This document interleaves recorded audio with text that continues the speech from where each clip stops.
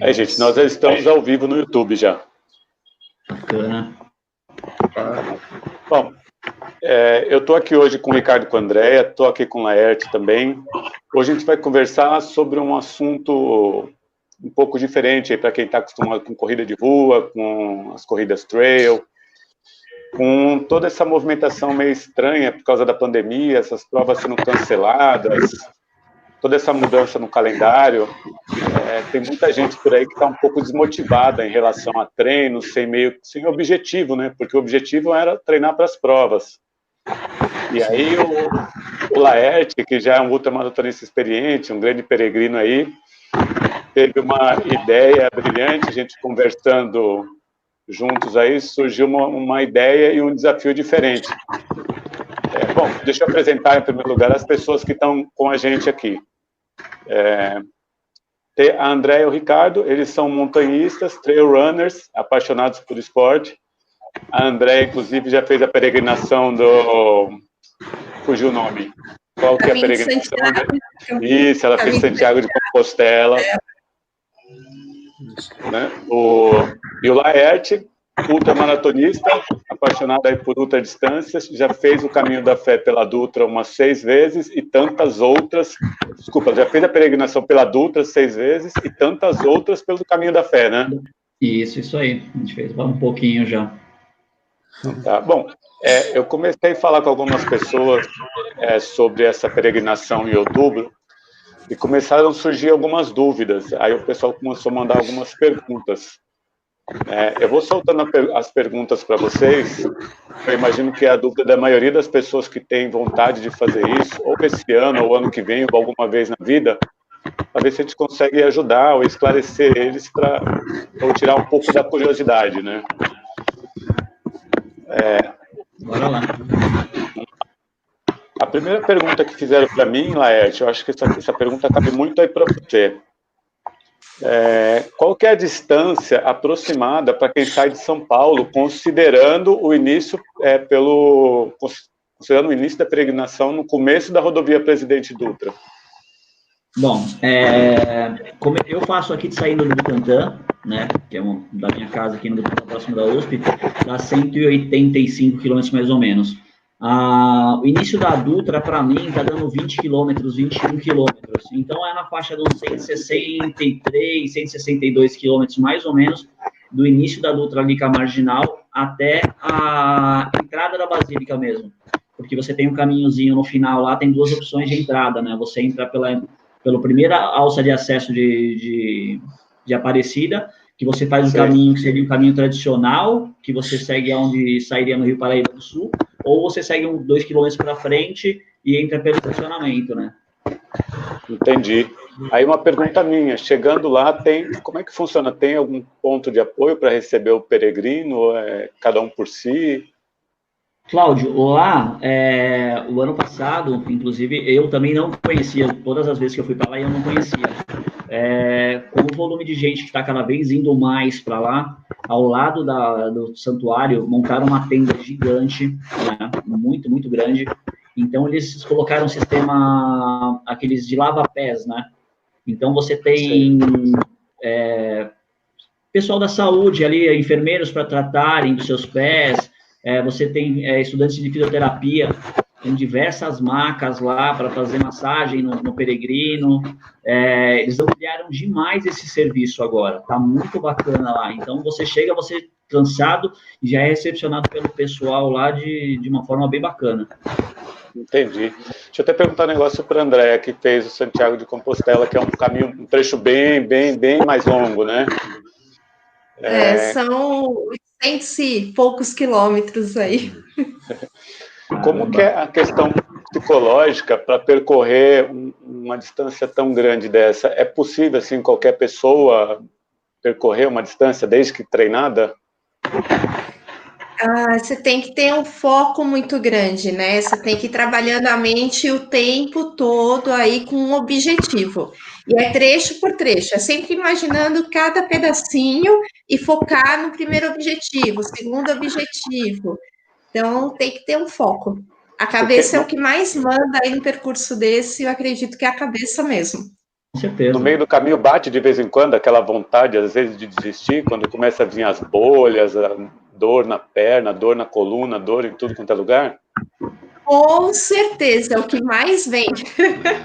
E é aí que vem aquela vontade, aquele objetivo, né? A certeza da onde você quer chegar. Então, aí você vai trabalhando, não, tá indo, eu consigo, vai, e você vai trabalhando a cabeça nesses pontos. Mas, com certeza, muitas vezes.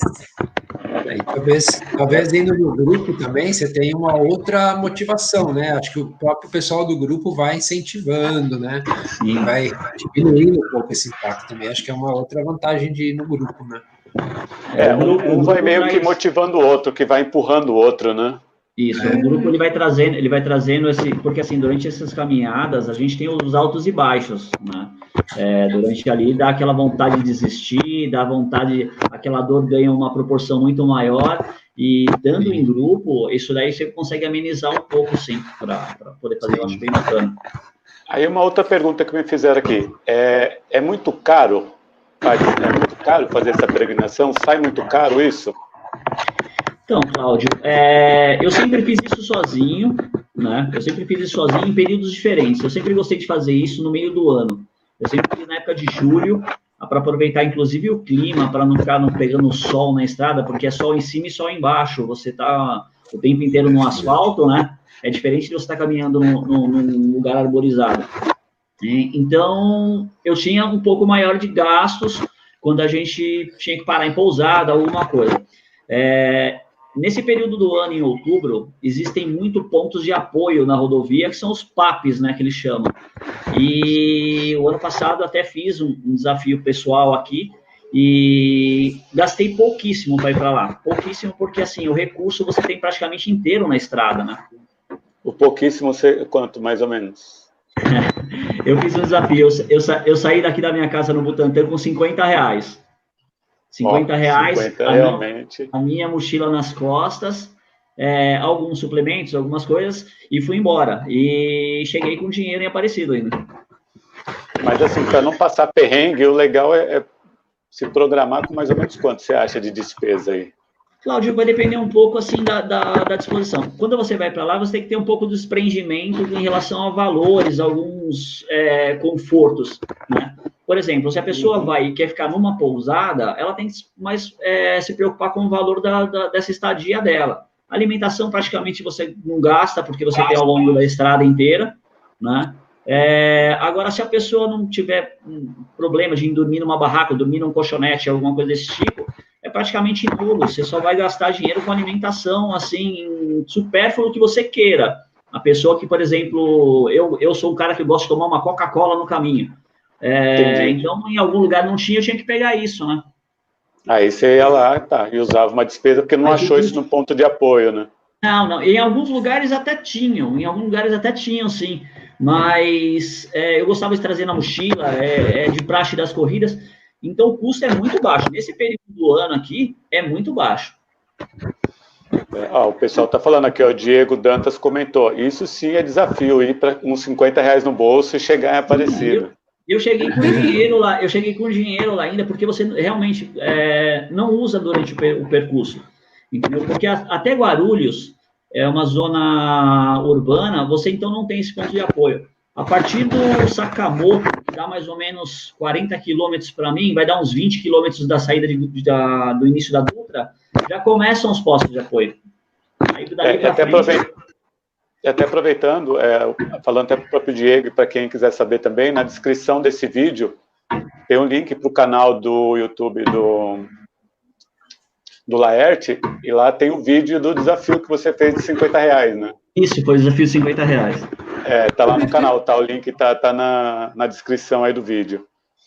E aí, uma outra pergunta, que algumas pessoas que estão interessadas em ir com a gente. Qual que é o ritmo médio que vai ser mantido pelo grupo? Porque o pessoal perguntou, vai correr forte, vai trotar, vai caminhar, vai... Correr forte eu sei que não vai, né? E pelo menos eu não vou correr forte. Correr mesmo é difícil você correr o tempo inteiro. a gente mantém um ritmo ali razoável, é o ritmo de ultramaratona, aquele devagar e sempre, né? Mas, como é uma coisa diferente, você está na estrada, você tem algumas preocupações a mais, você acaba diminuindo até seu ritmo, né? Você começa a ir mais devagar, caminha-se bastante. Isso aí, na verdade, a gente caminha mais do que corre, né? A gente aproveita que, assim... Quando você fala ritmo de ultramaratona, você preocupa muita gente, né? Não, mas... Você fala ritmo... Não, mas você sabe que na ultramaratona a gente não pode ficar correndo o tempo inteiro, é um ritmo bem mais cadenciado do que a pessoa que está acostumada a uma corrida de rua. A André e o Ricardo sabem que eles vão para essas montanhas que eles fazem também, é aquele ritmo, mas tem que ter uma cadência, né? Você tem que manter, você não pode ter alternância dele. Se você parar, diminuir muito, você começa a quebrar, né? Evitar paradas desnecessárias, essas coisas. Da última vez, deu uma média aí de pace de 9 e pouco aí o total. Chegou uma pergunta aqui agora da Suzana Galdino. Ela está perguntando sobre postos de apoio. Tem muito posto de apoio no percurso? Como é que é isso aí? A Suzana, ela é a enfermeira que vai com a gente, ela é uma amigona que eu fiz no caminho aí, a gente esteve junto no grupo lá que foi que eu levei um grupo de 60 pessoas, ela é uma pessoa fantástica, e tem, assim, o que eu te falei, a partir do Sakamoto ali, do quilômetro 40, do quilômetro 20, vai 20 e pouco, ele acaba em média a cada 6, 7 quilômetros tem um posto de apoio. Isso sem contar os carros. Muita gente, Cláudio, coloca no porta-mala do seu carro frutas, água, um monte, uma série de coisas e vai rodando na estrada. Você está passando, de repente, você até se assusta. Você é bicho do mato, está acostumado na cidade, você se assusta quando o cara para o carro com tudo e estaciona no acostamento. Você já acha que vai assaltar, né? Não, fui assaltado, já falo. Aí o cara abre com uma boa vontade, desce uma família com bolo, nossa, você não tem noção, é muita coisa. Aí uma pergunta aqui, como não tem ponto de apoio, quer dizer, como tem muito ponto de apoio, mesmo assim, é legal levar alguma coisa para comer no caminho, algum lanche, ou não leva nada para evitar carregar peso? Assim, quando a gente vai fazer uma distância muito longa, assim, quando eu vou no meio do ano, eu sempre levo comigo os meus itens básicos de corrida. E eu paro no caminho, nos postos, para comer, para fazer alguma coisa. Nesse período, eu levo na minha mochilinha ali, que encaixar do lado uma garrafinha de água, porque ela vai esquentando, que você vai trocando. Teve vezes de eu estar com a garrafa do lado, que eu tirava a garrafa fechada, dava para a pessoa, e ela me dava uma gelada, porque não dava nem tempo, não tinha nem espaço para você fazer. Mas é sempre bom a gente ter aquilo que é habitual da gente, Cláudio, que a gente está acostumado a comer. Tem gente que suplementa, tem gente que não, tem gente que gosta de uma fruta diferente, alguma coisa desse tipo, né? Se a pessoa quiser ir no estilo minimalista, levar o mínimo possível, dá para se virar com os pontos de apoio? Dá, sim. Dá, porque existem alguns pontos de apoio que você tem, inclusive, alimentação mais consistente. Vamos dizer assim, na maioria dos lugares você vai encontrar lanche, bolo, fruta, tortas, mas em alguns pontos de apoio, eles chegam a servir para você até marmitex. Você consegue pegar marmitex para comer no caminho. Não, aí é bacana. E aproveitando de perguntar para a André e para o Ricardo, porque esse negócio de ponto de apoio no Brasil é meio raro acontecer. A gente vê muito em outras trilhas pelo mundo afora, por exemplo, na PCT, né, que atravessa aí do sul ali dos Estados Unidos até o Canadá e por aí. Lá, para quem algum dia pensa em fazer a peregrinação me fugiu o nome de novo. Santiago de Compostela. Santiago de Compostela. Tem algum tipo de apoio, de ponto de apoio? Tem pessoal que apoia também lá? Tem o pessoal que apoia nas cidades, então eles dão frutas, às vezes montam uma barraquinha, alguma coisa, mas ponto de apoio mesmo não tem. Então, hidratação, todo esse cuidado você tem que ter com você mesmo. Como você passa por cidades muito pequenas, o que acontece é que eles acabam tendo um apoio da igreja ou um restaurantezinho só, mas não é um apoio mesmo, tá? São restaurantes que se propõem a fazer isso. Então, não é por você mesmo. Eu acho que isso é legal, porque assim, é difícil a gente ver essa questão de ponto de apoio no Brasil e de apoio ao atleta em qualquer situação. Por exemplo, se você vai fazer alguma prova fora, você vai fazer uma maratona, uma ultra fora, ou uma prova de triatlo de longa distância fora, é comum no percurso, na porta, quando você passa na porta da casa das pessoas, elas oferecerem coisas para você, né? Eu fiz uma prova em Haines City, em Orlando, foi uma prova do Ironman. E a gente passava num bairro residencial e estava um calor de 36 graus. Aí os moradores ficavam com a mangueira fazendo um chuveirinho para refrescar as pessoas que passavam. Quer dizer, você não precisava nem chegar num ponto de apoio ali, né, num staff, para poder se hidratar, que os próprios moradores já faziam isso para você.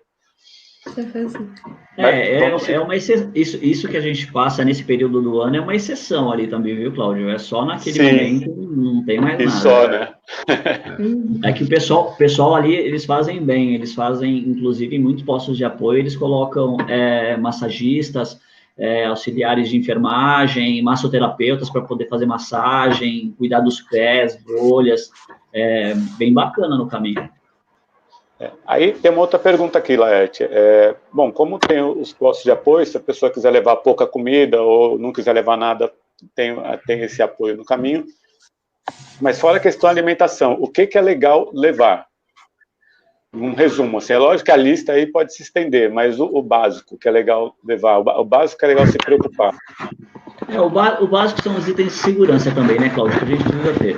Muitas vezes a gente sai um pouco mais cedo e demora um pouco para escurecer, para você ganhar o dia, para amanhecer, no caso.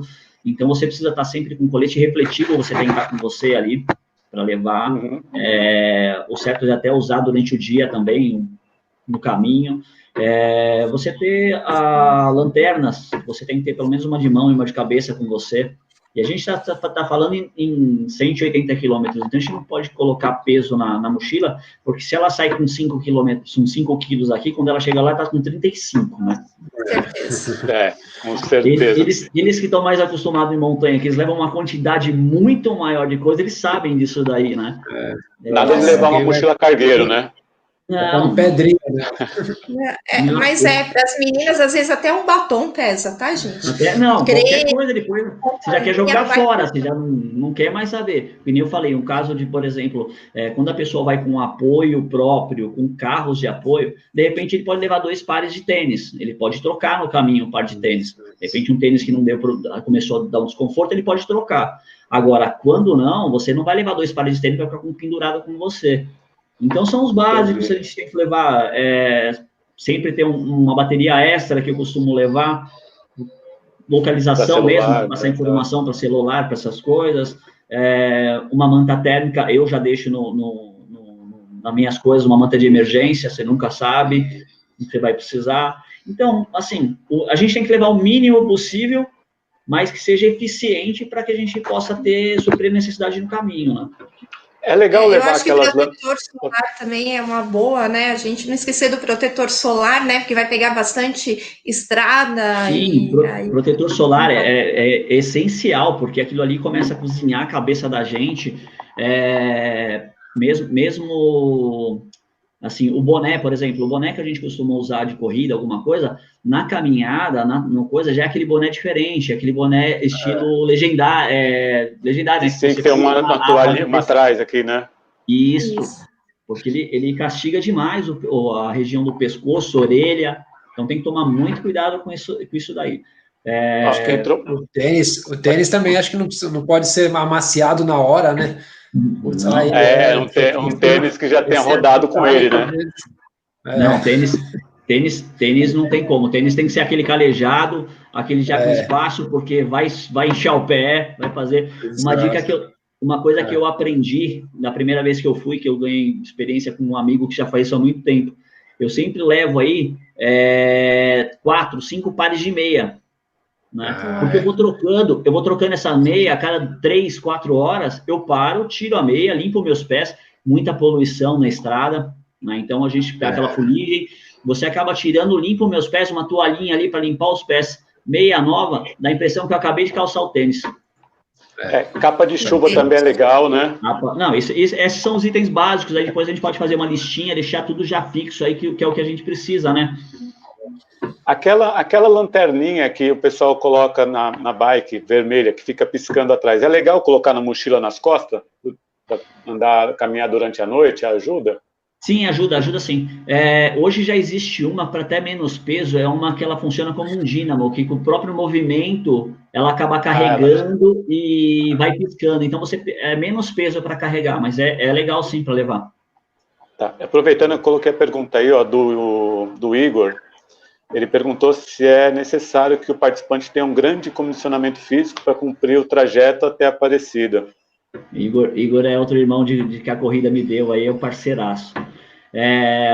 Assim, condicionamento a gente tem que ter, porque são horas e horas em cima do mesmo movimento. Aí fala assim, você precisa ser um corredor de longa distância? Talvez não, talvez você não precise, mas se você tem um condicionamento, principalmente nos membros inferiores ali, região de tornozelo, que dá muito problema de inchaço, e joelho. Então, existe uma série de funcionais, algumas coisas que ajudam bastante, né? A gente tem aí, não está aí o Góes, que é o educador físico, para poder falar um pouco melhor, mas a gente tem o apoio da fisioterapeuta, que ela passa esse tipo de exercício específico para isso. Ela já acostumou sabendo onde é que tinha problema, e ela montou uma série de coisas que a gente acaba passando para todo mundo, uma série de exercícios já para cuidar dessas regiões, entendeu? Entendi. Tem uma outra pergunta também aqui do Igor, vou colocar aqui para vocês, ó, sobre o PAP. O PAP oferece local para pernoite, colchonete, barraca, área coberta, etc. Então, os PAPs, o que acontece? Alguns deles fornecem uma área coberta, todos eles são com tendas, né? Tendas grandes, então eles deixam você, se você precisar dormir num colchonete lá, eles põem, nem todos conseguem oferecer a barraca, mas eles disponibilizam espaço para que você consiga montar. Então, o ideal é você levar a sua barraca, se não tiver condições por causa do peso, se não for com apoio, levar no mínimo aquele colchonete, aquele de enrolar, né? Deixar nas costas, que não pesa. Sim. E tem sim local para ficar. A maioria deles tem até colocado ultimamente banheiro químicos. Eles levam banheiro químicos e colocam nos locais para ajudar o pessoal. Isso era uma pergunta que fizeram também. Tem banheiro no caminho? Como é que é? Principalmente, às vezes, para as mulheres, que podem ter uma dificuldade um pouco maior. O mais pensado foi isso aí. Quando eu fui com um grupo lá com o pessoal, a gente tinha bastante mulheres, e a nossa preocupação era justamente esse, né? Tinha muita gente ali para poder utilizar. Postos de gasolina a gente consegue utilizar, mas o banheiro não é lá aquelas coisas, mas a maioria dos postos de apoio, os maiores, eles têm colocado o banheiro químico, e eles separam o banheiro químico para homem e para mulher. Alec, essa pergunta aí mandou para você também, a Raquel. Quanto aos primeiros socorros, como iremos fazer o estoque? Cada um leva o seu ou iremos comprar em conjunto? Muito importante. Essa é minha esposa. Essa é do apoio. Então, isso aí vai ser bacana. Quando a gente começar a fechar o grupo direitinho, a gente pede a orientação da enfermeira. É ela que vai falar para a gente o que de melhor levar. Luva descartável, gás, as pomadas. Por exemplo, bolha. A gente tem duas possibilidades de tratar as bolhas onde eu uso nas provas. Por exemplo, eu usava muito aquela agulha cirúrgica de dentista para sutura, que ela já vem com a linha. Então, você já faz o furo, ela já dá um nozinho ali, eles sabem como é que funciona. Isso, já deixa o dreninho ali. Deixa a linhazinha dentro. Vocês já ouviram falar de Super Bonder no calo? Não. Essa não. Essa é nova. Isso o pessoal costumava usar no exército antigamente. Quando você fazia um calo, você colocava Super Bonder em cima, porque você endurece ele, aí ele para de ter o atrito. E aí ele dura mais. Mas não façam isso em casa. O dreno, por exemplo, esse dreninho com a linha, é interessante, por exemplo, no trajeto. Você parou durante o dia, você parou só para tratar aquela bolha, você não vai perder muito tempo fazendo. Eu costumo levar agulha e seringa. Por quê? Na hora de você parar à noite, é muito mais fácil você sugar tudo que você tem com a seringa para que no dia seguinte ele esteja seco, você não espere drenar naturalmente. Isso daí também ajuda. Então, isso é tudo coisa que a gente vai se organizar para ver, para poder estar ali no caminho para fazer. Entendi. Inclusive, a Daniele da Saúde Vital, fisioterapeuta, ela comentou, porque ela atende bastante o pessoal que faz romaria. E ela falou que já atendeu, inclusive, paciente com fratura por estresse, pós-romaria, por não ter feito um condicionamento adequado, um fortalecimento adequado, né? Cláudio, isso acontece, a gente vê na estrada ali, é meio desesperador às vezes, ver a situação que as pessoas estão em tão pouca distância, às vezes muito no começo já tem muita gente mancando, com inchaço no pé, inchaço no tornozelo, algumas coisas. A gente aqui está falando num grupo um pouquinho mais experiente, um pessoal um pouquinho mais calejado, né? Amanhã uma pessoa fala... Literalmente, né? Vamos falar assim, amanhã uma pessoa fala para a gente, não, mas eu vou também. Dá para ir, dá para fazer, mas é aquele negócio. São 5, 6 dias para fazer. É a média que o pessoal faz entre 20 quilômetros, 30 quilômetros por dia. Entendeu? A gente está falando de outro percurso, né? Olha aí o Ricardo, o showzaço. Essa é figura. O showzaço vai ser completado em 2 dias. Isso aí eu acho que eu até posso arriscar. A gente vai tentar, né? Vai tentar, isso é possível. É possível, entendeu? Eu acho que a cadência, talvez o Ricardo e a Andréa possam falar até um pouco mais sobre isso aí, de manter o ritmo, saber manter o ritmo, que ela falou da cabeça, de você estar com a cabeça em ordem. Se você, num grupo, começa a desfocar, para conversar, para fazer alguma coisa, eu acho que começa a complicar demais. Tem hora que você vai precisar focar, né, e manter, que aí você mantém uma cadência. Você não vai ser muito rápido, mas você para menos, não é isso, André? Perfeito. Exatamente isso, importantíssimo. A colocação do Laerte é importantíssimo. Porque a parada, ela esfria a gente até voltar no ritmo, né? Não, vai perdendo. Vocês fizeram a Concagua, né? Fomos. E ali, a parte de condicionamento e cabeça tem que ser muito forte também, porque além do percurso, da distância, tem a altitude, né? Sim. Então, acho que essa parte de você manter o ritmo, né, é um aspecto bastante importante, né, porque cada um vai ter seu ritmo também, né, acho que isso é bem legal de colocar para o pessoal que pode estar no grupo, né, eu vou andar lá na frente com gente mais experiente, vou ficar muito para trás, né, então também a gente vai ter essa preocupação, né, de trabalhar um pouco os ritmos, né, e deixar um ritmo médio, né, relativamente confortável, mas também não um ritmo que quebre as pessoas, né. E essa questão de você estar com o condicionamento bom e preparo físico e mental para essas situações onde você se expõe é muito importante, né?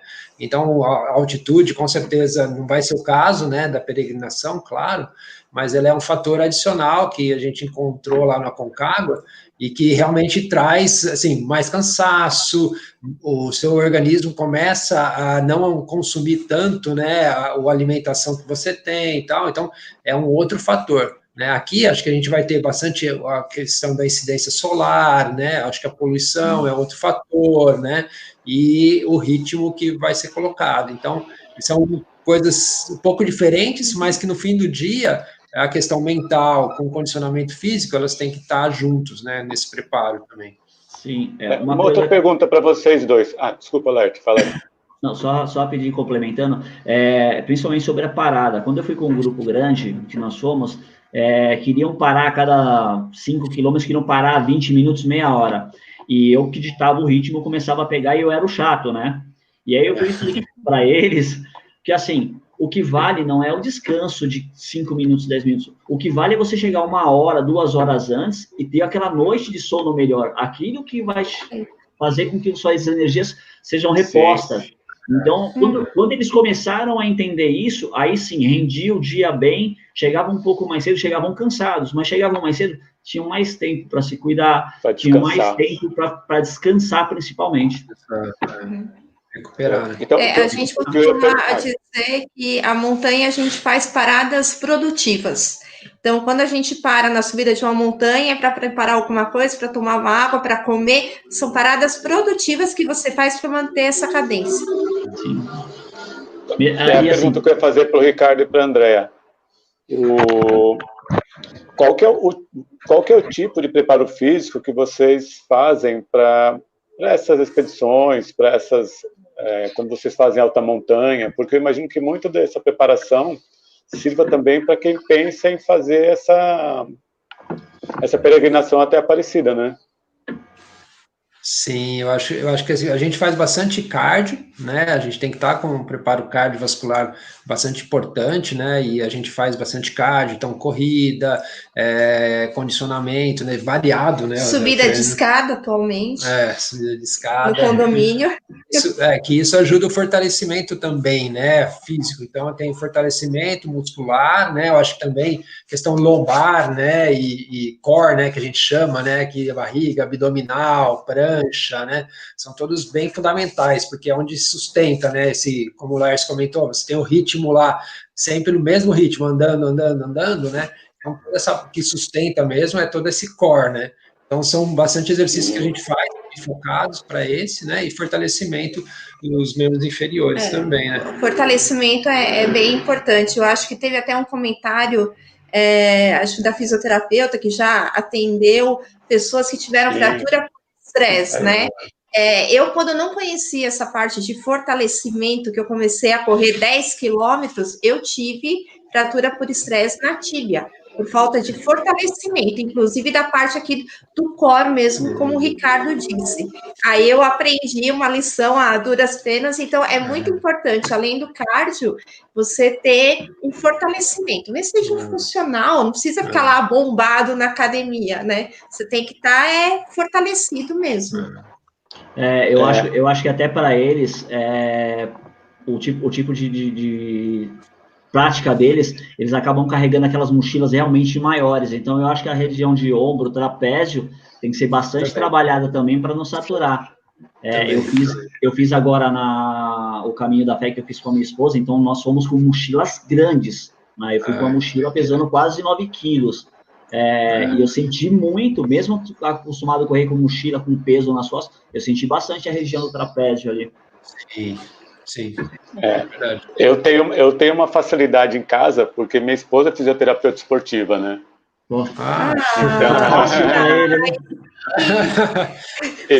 Então já fica tudo muito mais fácil. Esses dias mesmo eu estava com uma dor aqui na cervical, e aí em casa mesmo a gente já fez, né? Ela fez uma tração e já resolveu muito mais rápido, né? Nossa, eu quero. Isso é bom. A gente vai te visitar, Cláudio. E a fisioterapia, na verdade, ela de forma preventiva, ela mudou bastante, principalmente na minha parte da corrida. Eu acabei precisando dela por lesão, e depois passei a fazer de forma preventiva, é sensacional. Você tira um monte de defeitos que você tem na biomecânica, um monte de coisa que você faz, e faz com que você fique mais produtivo nos seus treinos, corridas, em tudo. Então, fisioterapia, você tem em casa aí, você está bem amparado, Cláudio. Com certeza, isso ajuda bastante. Olha, eu tô pegando mais uma pergunta que entrou aqui, ó, falando sobre preparação física, né? Que a gente está num momento delicado que não tá, pessoal, não, academia fechada, clínica fechada, estúdio de pilates fechado, tudo fechado. Então, eu tenho a fisioterapia em casa, não tenho que me preocupar com um estúdio fechado, né? Mas tem pessoas que não têm esse privilégio aí. E aí estão me perguntando aqui, quanto tempo de preparação física para uma pessoa que quer fazer esse tipo de peregrinação, e as dicas de treinamento durante esse momento de isolamento social, que graças a Deus eu acho que já está perto do fim, né? Mas mesmo assim... Graças a Deus, tomara, né? O ideal, eu acho que aqui seria estar com um educador físico, né? Um cara para poder passar um pouco mais da área. Mas, assim, eu vou te falar um pouco por experiência própria, autodidata. Talvez uma pessoa, para completar o desafio aí, para completar essa peregrinação, que não é uma corrida, eu acho que pelo menos uns 6 meses aí, ela precisa estar fazer na prática da caminhada, fazer na prática ali, no dia a dia, tentando aumentar um pouquinho a distância, procurar aí com um profissional alguns exercícios que eu falei para membros inferiores, para fortalecer ali a região de tornozelo, joelho, quadril. Eu acho que é muito importante conseguir fazer isso daí, cara. Isso a gente tem no grupo, a gente está falando aqui, mas a gente está falando de um grupo que a gente está indo. Então a gente vai ter lá 3 preparadores físicos, no caso ali, 3 profissionais da área, A gente tem fisioterapeuta acompanhando, depois qualquer coisa, o pessoal entra em mensagem com a gente tenta colocar em contato, porque provavelmente eles vão começar a passar alguma coisa para todo mundo, né? Principalmente para essa época de adaptação que a gente vai ter que ter. E chegou uma pergunta do Igor aí, ó, também, caso um do grupo, ou membro do grupo, né, se lesione durante o percurso e não possa continuar de jeito nenhum, qual seria a providência? Isso que é o fundamental que a gente estava conversando sobre o apoio. Você fazer, por exemplo, se você estiver fazendo sozinho, você não tem o que fazer, você vai ter que pedir socorro na rodovia, né, para você poder ser transferido pelo menos para algum lugar com maior segurança. Mas no caso de um grupo como a gente e tendo carro de apoio, a gente sempre recomenda que, assim, se a lesão chegou ali num ponto que está ultrapassando o limite da dor, essa pessoa entre no carro de apoio. Esses apoios normalmente vão indo para frente a cada 5, 6 quilômetros, 10 quilômetros, de repente é o tempo da pessoa precisar fazer um gelo ou uma medicação fazer um efeito, né? Ela pode continuar no dia seguinte, quando são mais dias. Aconteceu com a gente de pessoas estarem ruins, e eu pedi, falou, entra no carro, vai descansar, descansa mais que todo mundo, já começa com o processo de gelo, algumas coisas, para no dia seguinte você tentar fazer. E continuaram, conseguiram fazer. Então, é importante o que ele falou, para quem vai em um grupo, ter sempre o apoio. Agora, se você for sozinho, você vai depender um pouco da solidariedade das pessoas ali, e tem que pedir o recurso, né? É complicado. Eu vou voltar um pouquinho aqui, que entrou uma pergunta aqui, ó, também, da Raquel. Ó, sei que teremos pontos de apoio, ou a opção... sei que temos os pontos de apoio, ou a opção em levarmos as nossas próprias barracas, mas se quisermos descansar em um hotel à beira de estrada, haverá essa opção, né? Se você recomenda ligar antes. Então, isso aí que é importante. Quando a gente falou em desprendimento, a gente falou em abrir um pouquinho aí a mente e se largar um pouco da rotina nossa do dia a dia. A caminhada serve para isso. Você ir em busca do autoconhecimento, tá ali tentando se conectar com você mesmo. Então, às vezes, você vai se prender um pouco do luxo. Então, o ideal realmente foi o que eu falei, é levar a barraca. As pessoas que quiserem levam aqueles saquinhos de dormir, rolinhos de dormir, para poder encostar. Tem lugares para você poder ir para isso. Mas isso não impede que uma pessoa do grupo, de repente, queira falar, não, eu quero ficar num hotel, eu quero ficar numa pousada. Porque no caminho tem, provavelmente, eu já tenho mais ou menos os lugares que a gente para, então a gente sabe. Mas o que acontece? Esse ano eu não sei, por causa de tudo isso que a gente está vivendo. Mas, normalmente, no período de outubro, as reservas são feitas em março. Entendi. As pessoas já reservam em março para poder parar. Então, se deixar para frente, não consegue, entendeu? Não consegue. Então, é melhor já correr com isso agora. Sim. Se a pessoa, por exemplo, quer e não quer ficar numa barraca, por exemplo, não, eu preciso de uma noite de sono numa cama, por exemplo, para descansar. Tem gente que prefere. A gente já especificar mais ou menos os lugares e procurar com antecedência, porque não consegue. Não consegue. Então, a próxima pergunta aqui já foi até respondida, que é onde se costuma dormir. Acho que isso aí já foi até respondido, quer dizer, tem a opção de dormir em barraca, saco de dormir, pode dormir num dos pontos de apoio, eu já reservo um hotel com uma certa antecedência, que seria agora, né? Isso, já começar a procurar agora. Tá. Uma outra pergunta aqui, é muito arriscado caminhar pela Dutra? Quais os principais pontos de atenção para quem está na rodovia? Eu acho que essa é a preocupação de todo mundo que está na rodovia, né? Todo mundo que fala, Cláudio, quando você fala que você vai pela Dutra, o pessoal já torce a cara, né? Porque ali é perigoso, e realmente a gente tem que tomar uma série de cuidados. O que acontece? Muita gente, ela tem a tendência de caminhar sentido, por exemplo, o rio, sentido com os carros nas costas, tá? O que acontece? Tem muitas cidades próximas ali, principalmente já passando de Jacareí, aquele lado, que o pessoal trabalha numa cidade e mora na outra, né? Então, quando é caso da gente estar durante a semana, então o pessoal se desloca do trabalho para casa. No fim do dia, esse pessoal costuma vir, e eles inclusive vêm pelo acostamento. Então, você tem que desviar. Então, tem que ter uma série de cuidados. Não é o certo, eles teriam que estar rodando no lugar deles. Mas, com cuidado, dá para se fazer. O que a gente, por exemplo, em grupo, o que acontece é o pessoal muito querer um do lado do outro, de 3 conversando. Isso não pode. Entendeu? A atenção é tudo, né? Atenção, é outra coisa que eu sempre falo, o equipamento eletrônico. Eu não vou com fone de ouvido, eu vou com o celular no bolso. A cada parada, eu encosto num canto, tiro o meu celular, olho alguma coisa, vejo o que eu preciso fazer, guardo e vou embora. Celular na mão, esquece. Isso te tira a atenção. Essa Imagina que dica você é está muito andando para importante. frente ali, olhando para baixo, você pode ir para um lado ou para o outro, você nem vê, né? É complicado, de repente, a hora que você vê já foi, não, porque você não vê, literalmente você não vê. Né? Quando você está com o carro de frente para você, você tem até um tempo de reação maior, entendeu? A maioria dos acidentes que tem sempre são pelo lado oposto. E algumas pessoas insistem. Mas o problema é que chega a um certo trecho, depois de São José dos Campos para frente, os postos de apoio já passam a ficar do lado do oposto. Aí você tem que caminhar por esse trajeto. Só que aí a concessionária já coloca avisos eletrônicos, avisando que tem peregrino, né, no acostamento. Sim, entendi. Ó, o Eduardo perguntou aí pra gente, qual a previsão de km por dia? Quantos quilômetros cada pernada?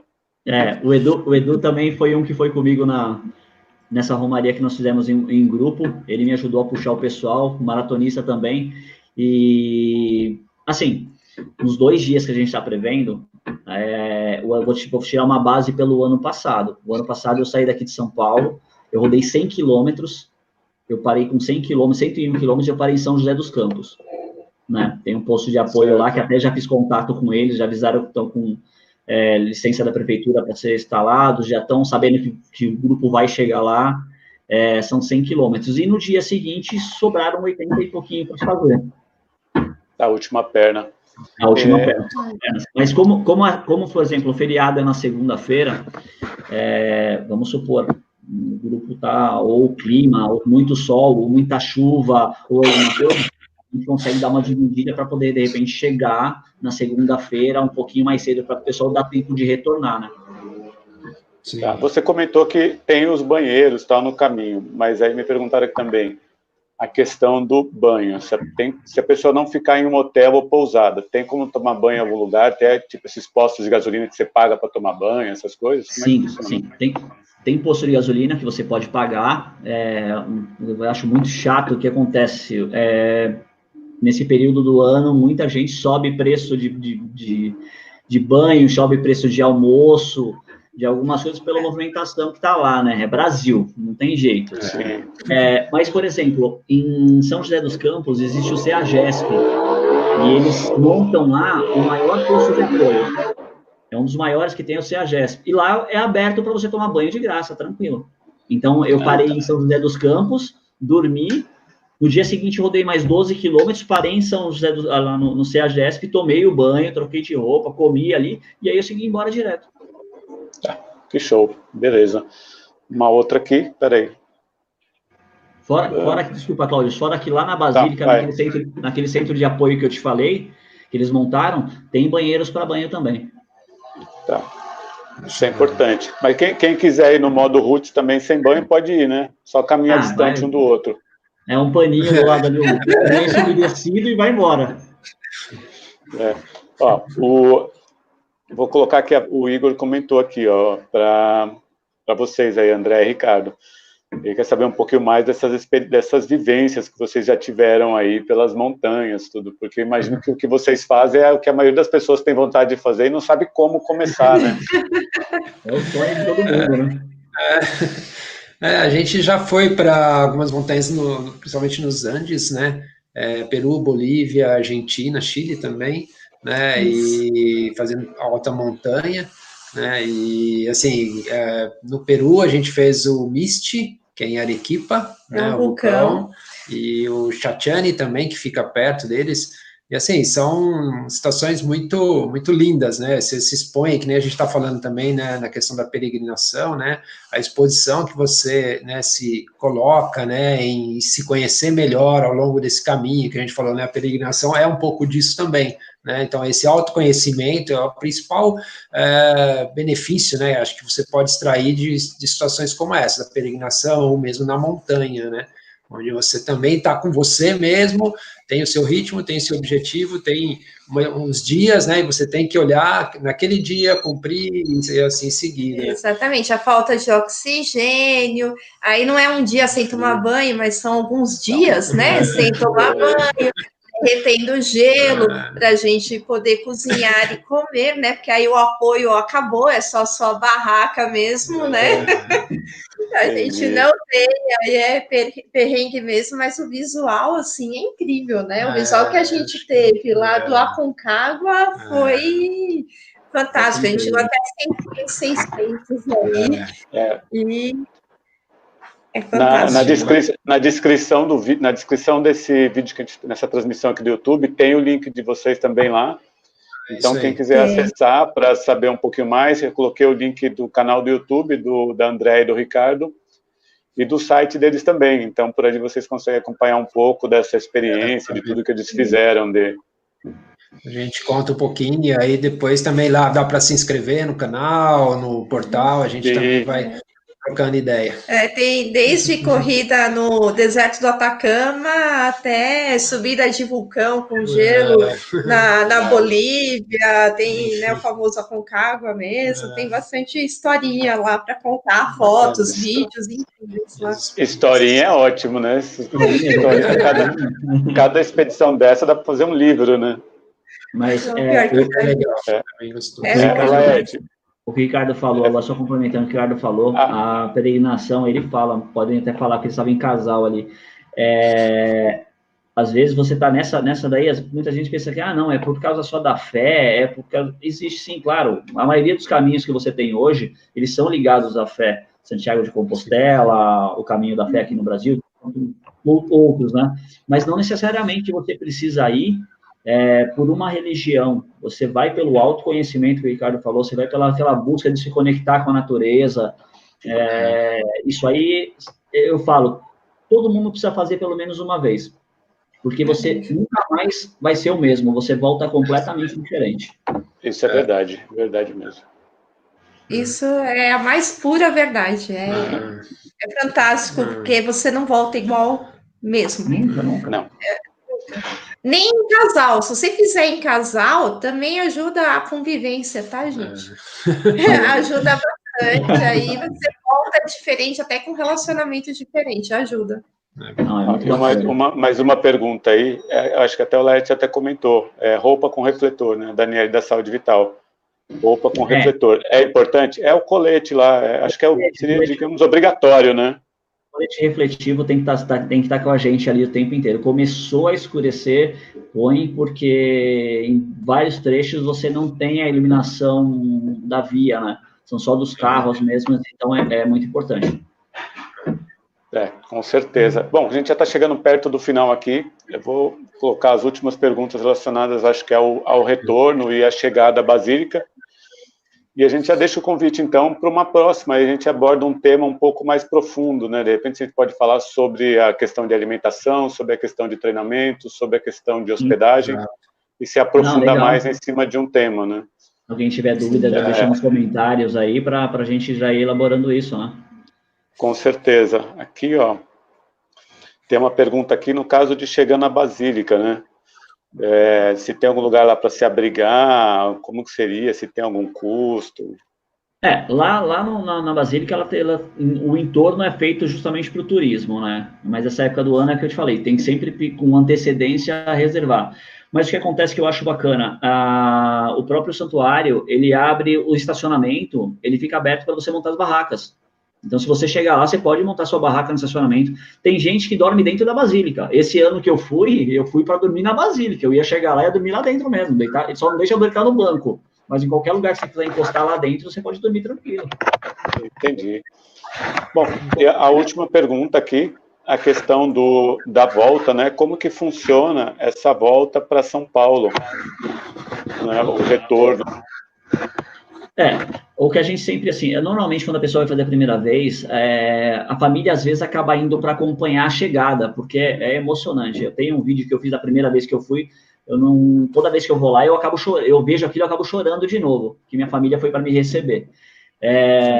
Tem essa opção do pessoal chegar com família para voltar, Mas, normalmente, a 300, 400 metros da própria Basílica ali tem a rodoviária, né? E sai ônibus que de lá, constantes, são os ônibus que vêm do Rio de Janeiro, de algumas cidades do interior de Minas, que passam por ali como parada para seguir para a rodoviária do Tietê, ou para outros estados, vindo para o Rio, por exemplo, quem vem do Rio.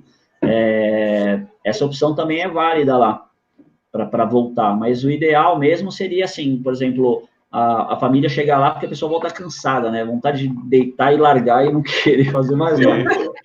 Exatamente. É bom pegar o ônibus de retorno para o destino certo, porque se pegar ônibus com parada, é capaz de você perder a parada e chegar no final, né? 3 cidades depois chega. Na garagem. Apaga, né? Já era. Beleza, gente, eu acho que é isso, a gente está chegando ao final, então, deixar o convite, a gente pode se programar para fazer uma próxima, abordando um tema um pouco mais profundo. Agradeço vocês aí por esclarecer, o pessoal que tem interesse em fazer essa peregrinação, né? O Ricardo e André, quer deixar algum comentário, por alguma observação aí para a gente poder finalizar?